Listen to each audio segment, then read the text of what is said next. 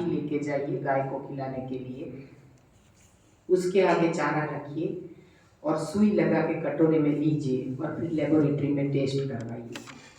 क्या है, पहले पास आएगा, फिर ब्लड आएगा, फिर दूध आएगा, लेकिन दूध की वाइटनेस ज़्यादा है, वो सब मिल जाता है, मंडली में जाता है, मंडली से डेयरी में जाता है, डेयरी में 160 डिग्री पे पेस्चुराइज होता है, तब जाके वो थैली में पॉलीथीन में पैक होता है और हमारे घर तक आता है।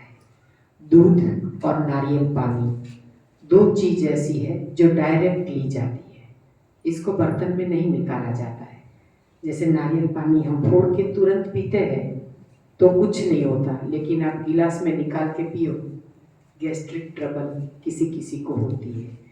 तो इसीलिए हम नारियल पानी में 2 या 4 ड्रॉप लेमन डाल के पीते हैं, और लेमन डाल के ही पीना चाहिए, तो आपको उसकी जो तासीर है गैस करने वाली वो बदल जाती है।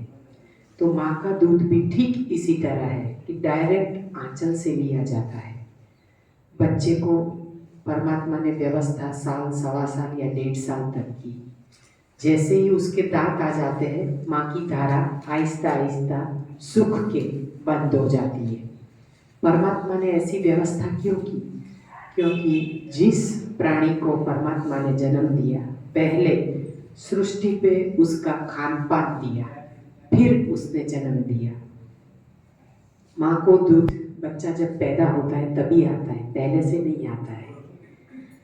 तो दूध में लैक्टोस है, और वो लैक्टोस पचाने के लिए हमारे बॉडी में लैक्टिन नाम की ग्रंथि होती है जो हमारा लैक्टोस पचाती है। लेकिन जैसे ही पेड़े चीर के दांत निकलते हैं वो लैक्टिन ग्रंथि सिर जाती है, यानी कि फिर हम लैक्टोस पचा ही नहीं सकते।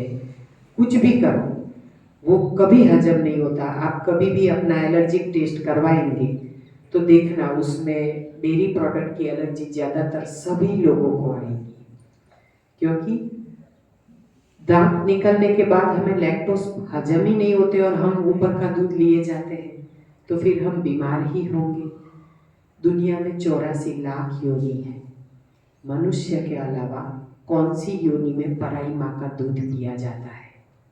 गाय भैंस का, भैंस बकरी का, बकरी ऊंट का, कुत्ते बिल्ली का। किसी का दूध पीते हुए किसी को देखा है? सिवाय कि बिल्ली दूध पी जाती है, कुत्ते को डालते हैं तो पीते हैं, लेकिन कोई भी प्राणी पराई माँ का दूध पीने के लिए नहीं जाता है। आंचल से डायरेक्ट कोई भी प्राणी नहीं पीता है। तो किसी के हॉस्पिटल है क्या? पालतू प्राणी के अलावा किसी को कोरोना नहीं हुआ, किसी को स्वाइन फ्लू, डेंगू कुछ भी नहीं हुआ, इसलिए क्योंकि वो लोग पराई माँ का दूध नहीं पीते हैं। इंसान ही एक ऐसा प्राणी है जो किसी का दूध छोड़ता नहीं है। खुद की माँ का तो पिया, लेकिन फिर ऊपर का दूध, बकरी का, गाय का, भैंस का, अभी तो ऊंट का दूध हाइट बढ़ाने के लिए। हाँ, पता नहीं ये दुष्ट बुद्धि कहाँ तक ले जाएगी, उसको केवल छीनना ही आता है। बाकी प्रकृति में कोई भी प्राणी चिंता करता है जब सोता है कि कल क्या खाएंगे? उनको परमात्मा पे बहुत विश्वास है और वो परमात्मा को समर्पित है। तो जब भी बस खाया, अंधेरा होने से पहले खाया, यानी सोने के 3 घंटे पहले वो लोग खाना भी छोड़ देते हैं। अंधेरा होने के बाद आप कुछ भी रखोगे नहीं खाएंगे। जैसे दिन निकलता है, कैसे आप पक्षियों का कलरव सुनते हैं, कितने खुश होते हैं, भगवान को शुक्राना अदा करते हैं, शुक्रिया कहते हैं कि भगवान आपने हमें जिंदा उठाया, और चिल्लाते हैं, ऐसे खिलखिलाते हैं। और हम उठ के सीधी चाय की पतेली याद आ जाती है। चाय रख दो पहले, फिर दिए, जैसे दिया करना है, पूजा करनी है, लेकिन पहले चाय की याद आ जाती है। बोले कि चाय नहीं पिएंगे तो पेट साफ नहीं होगा, गलत। चाय पीने के लिए हमें एक बहाना चाहिए। चाय की आदत ऐसी डाल दी है हमने कि वो व्यसन है। दारू से 8 गुना खराब चाय और कॉफी है, ऐसा हमारे गुरुजी कहते हैं कि चाय इतनी नुकसानदेह है, उसमें 3 महान जहर मिलते हैं। चाय पत्ती जिसमें निकोटीन है, टैनिन है, चीनी तो सफेद चीनी सल्फर वाली है, चाहे आप सल्फर ले लो, लेकिन ये सही नहीं है शरीर के लिए। और दूध, तीनों जहर को मिला के उबालो, फिर एक महान जहर तैयार होता है और वो हम पीते हैं, हाँ, अपनी नींद उड़ाने के लिए। सच में वो अपने आंतों को सबसे ज्यादा नुकसान पहुंचाता है। कब्ज का कारण चाय है। चाय आप पीते हो तो आपको पहले तो प्रेशर बन जाता है, वो तो कुछ भी डालोगे तो प्रेशर आएगा, लेकिन हमने माइंड में ऐसा एक सेट बना लिया है कि चाय पीने के बाद ही प्रेशर आता है। लेकिन सच में चाय छोड़े फिर दुनिया में कितना मजा है। वो व्यसन से मुक्त होना, वो एक ऐसा व्यसन है जो आपको कहीं भी जाए आपको चाहिए। सच में हमारे शरीर को ऐसी आदत नहीं डालनी चाहिए कि ये चीज चाहिए, जहां भी जाए, जिस हाल में जो भी मिले हम ले लें। वैसे हमारा बॉडी ट्रीट होना चाहिए। जैसे पशु प्राणियों को कैसा है, खाना मिले तो खाते, नहीं मिले तो बेचारे चलते रहते, ढूंढते रहते हैं अपना खाना। ठीक वैसा ही हमारा होना चाहिए कि चाय पीने के बाद मूड बने, ऐसा नहीं, बिना चाय के भी मूड आना चाहिए। क्योंकि चाय से हमारे आंतें खराब होते हैं और आंत खराब होने के बाद ही हमारे रोगों की शुरुआत होती है। तो शुरुआत में अगर आप बिना चाय के नहीं रह सकते हैं तो आप शक्तिवर्धक काढ़ा लीजिए। उसमें सौंफ यानी कच्ची वरियाली, साबुत काली मिर्च 3 से 4 पीस, आखी डाल देने की ताकि एसिडिटी ना हो, अदरक, तुलसी, पुदीना, उसमें फ्रेश डालें, ज़्यादा से ज़्यादा लेमन ग्रास, लीली चाय जो आती है जिसको हम लेमन ग्रास कहते हैं, वो थोड़ी पत्तियाँ डाल दें ताकि खुशबू आए। स्वाद के लिए तो आप उसमें दालचीनी, लवंग, कुछ भी डाल, इलायची, कुछ भी, यानी कि चाय का मसाला भी बना के डाल सकते हैं। आपको खुशबू से लेना देना है। बस ये डाल के आप अच्छे से उबालिए। 2 गिलास पानी में इतना सारा डाल दीजिए और उबलेगा, थोड़ा सा कम हो जाए उसके बाद उसमें ऑर्गेनिक गुड़ डाल दीजिए, देसी गुड़ जितना पसंद आए। फिर थोड़ी देर उबालिए, फिर उसको जैसे 2 गिलास रखे हैं उसमें से 1.5 गिलास बच जाए, बस उसको गैस बंद कर दीजिए, जाली वाला ढक्कन ढक दीजिए। थोड़ी देर के बाद ऊपर से छान के लीजिए। लेमन डालना है तो अपने कप में डाल दीजिए। ये लेमन टी शक्तिवर्धक काढ़ा है, ये आपको एनर्जी भी देता है, आपकी चाय भी छूट जाती है। ये चाय का ऑप्शन हुआ। हमारे पतिदेव है ना, 13 साल पहले दिन में 25 कप चाय पीते थे और सुबह 500 ग्राम चाय। वो 25 कप जो छोटे छोटे उसमें नहीं गिनने, चाय इतनी पीते थे कि मैं उनको बोलती थी कि अगर आपका ब्लड टेस्ट करवाने जाए ना तो पहले ब्लड नहीं आएगा, पहले चाय आएगी। इतनी चाय पीते थे, मेरे बगैर चले, चाय के बगैर ना चले, ऐसा वैसा।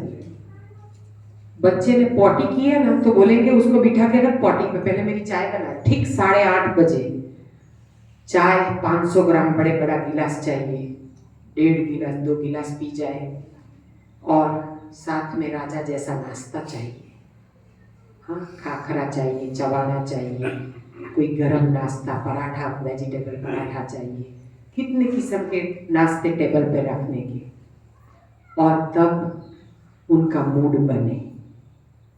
वो चाय नाश्ता आराम से करें, फिर उनका मूड बने, आराम से पेट साफ करें और फिर नहाए धोए, फिर उनका मूड बने, तब तक तो 10 बज जाए।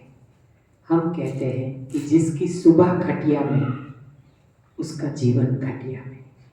जो सुबह में जल्दी, सुबह का वक्त ही होता है मेडिटेशन के लिए। जब दुनिया सोती है ना, तब अपना काम खत्म हो जाना चाहिए।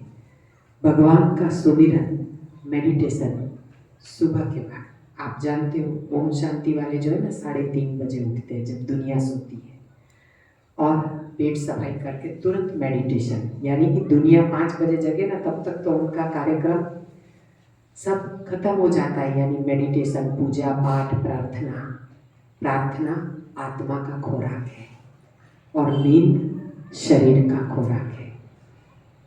गाढ़ निद्रा आपको डिप्रेशन से मुक्त करती है, आपके हर रोग को मिटाती है। बच्चा बचपन में कितना सोता है, तभी उसका माइंड डेवलप होता है।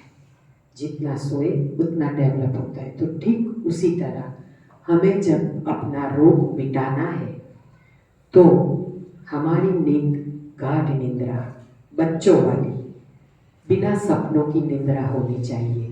लेकिन हमारे तो सोच ही इतनी होती है, इतना विचार करते हैं कि हमें गाढ़ निद्रा आती ही नहीं है।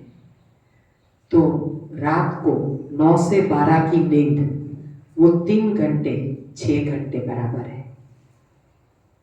12 से 3 तक की नींद, वो 3 घंटे, समझो 4 से 5 घंटे बराबर है। और फिर जिनको सुबह में नींद आती है, रात को देर तक जगते हैं, फिर थायराइड का जन्म होता है।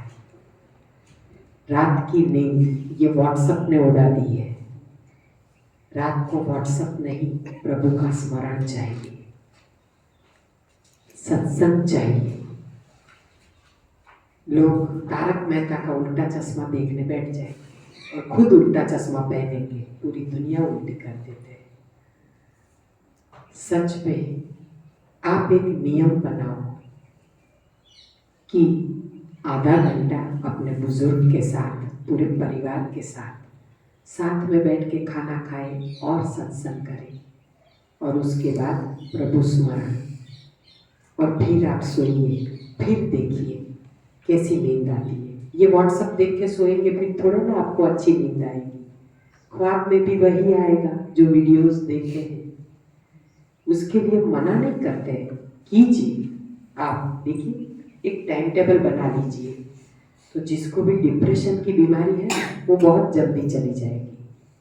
सुबह में, रात को जल्दी सोएंगे ना, तो सुबह में कोई फक्की, कोई भी काढ़ा, कोई भी चाय, सिगरेट, किसी की जरूरत नहीं पड़ेगी। पेट उठाएगा, आपको सीधा कॉल आएगा। आप देखना, आप 2-3 दिन इधर रुकेंगे ना, फिर रात को जब कच्चा खाएंगे 6:30 बजे, 6:30 से 7 बजे तक, सोने के 3 घंटे पहले खा लिया, फिर देखना सुबह में कैसा कॉल आता है।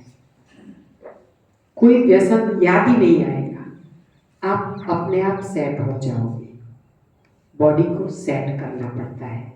बॉडी क्लॉक, आज तक हमने वॉल क्लॉक देखी और चाय लिया, खाना लिया, नाश्ता लिया, फिर खाना लिया, फिर सो गए। लेकिन अभी आप बॉडी क्लॉक सेट कीजिए। जैसे आज आपको ग्रीन जूस पी के अच्छे से नींद आ गई थी, कोई लोग सो गए थे, ग्रीन जूस के बाद बहुत बढ़िया नींद आती है, बहुत बढ़िया, क्योंकि एसिड बिल्कुल शांत हो जाता है। हरी पत्तियों में डायरेक्ट क्लोरोफिल बनता है, अपना खून साफ होता है, खून बनता है, तो हमें अच्छी गाढ़ी नींद आ जाती है और फिर उठने का मन भी नहीं करता। ये तो बेल बजाया तो आप मौसमी का जूस पीने के लिए आए, वरना अच्छे से सो जाते, क्योंकि यहाँ पे आपको किसी का टेंशन नहीं है, यहाँ आप खुद के लिए आए हैं। तो सेमिनार क्यों जरूरी है? क्योंकि घर से दूर ऐसी जगह पे रखा जाए जहाँ वनवास है, जहाँ पानी पूरी की, गोलगप्पे की लारी है ही नहीं, पकोड़े की खुशबू ही नहीं आती है, हाँ, कोई नाश्ते की लारी नहीं, कोई होटल नहीं। अब आपको यहाँ पे खाने पीने के विचार नहीं आएंगे। यहाँ ध्यान मंदिर देखोगे, हॉल देखोगे, प्रभु जी के दर्शन करोगे, तो आपको केवल यही याद आएगा कि मुझे ध्यान करना है। ये जमीन की ओर है। इसीलिए बुद्ध और महावीर को भी घर छोड़ना पड़ा था। तो हम कौन से खेत की मूली है? हमें भी तो अपना जब करना है तो घर छोड़ना पड़ता है, खुद को स्वस्थ होना है। यहाँ पे आप किसके लिए आए हैं? खुद के लिए। किसका रोग मिटाना है? खुद का, न पति का, न पत्नी का, न बच्चों का। हम केवल हमारे लिए आए हैं। यहाँ पे आप जो सीख के जाओगे, ये कला, ये जो पूरी सिस्टम है, आप इधर 7 दिन रुकोगे, अब आपकी बॉडी क्लॉक सेट हो जाएगी, 12 बजे तक आप आराम से उपवास कर पाओगे। यानी कि लंदन परमौषधम ये आप इजीली कर पाओगे। लेकिन ये चाय जो बीच में आ जाती है, सर दुखता है, मैं बार बार चाय का टॉपिक ले रही हूँ, दूध का टॉपिक ले रही हूँ, लेकिन